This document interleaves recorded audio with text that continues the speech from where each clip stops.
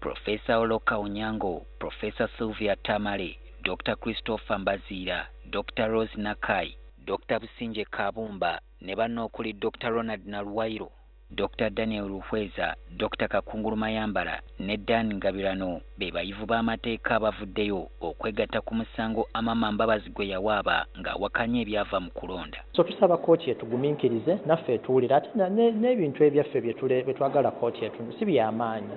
Kooti ne bwetuwaayo ssaawa ng'emu ne bwetuwaayo ssaawa nga bbiri zitumala. Kyokka bano si baakubaako na ludda okuggyako okuyambako mu kuwabula kooti mu musango guno.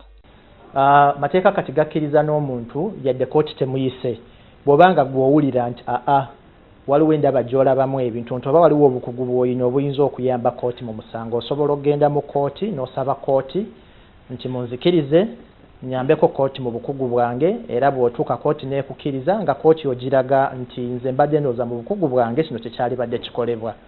Dr. Christopher Mbazira ategeezezza NTV nga bwe bagendereramu okulaba ng'amazima n'obwenkanya byeyoleka.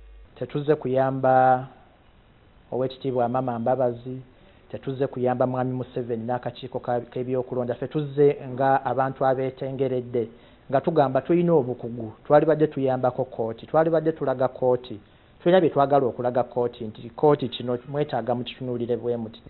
Nga lumu March balooya ba Amama Mbabazi omu ku baavuganya ku bukulembeze bw'eggwanga mu kulonda okwakaggwa baatwala ekiwandiiko mu kooti ensukkulumu ekiraga ng'omuntu waabwe bw'abuusabuusa obuwanguzi bwa Yoweri Museveni.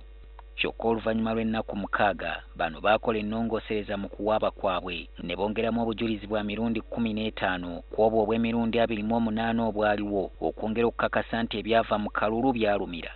Mbabazi ayagala wabeewo okuddamu okubala obululu mu disitulikiti 45 gy'agamba nti eno okufutyanka ebituufu ebyandivudde mu kulonda gye kwakolebwa. Akawaayiro namba 59 akatundu ak'omukaaga mu tteeka eriruŋŋamya okulondebwa kw'omukulembeze w'eggwanga kalambika bulungi ng'obuwanguzi bw'oyo atutta obukulu buno bwe buyinza okusazibwamu kooti singa ematizibwa obukakafu obugiweereddwa nti ddala okulonda tekwagoberera mitendera mituufu egyogerwako ekiba kyaviirako ebivudde mu kalulu okubuusabuusibwa.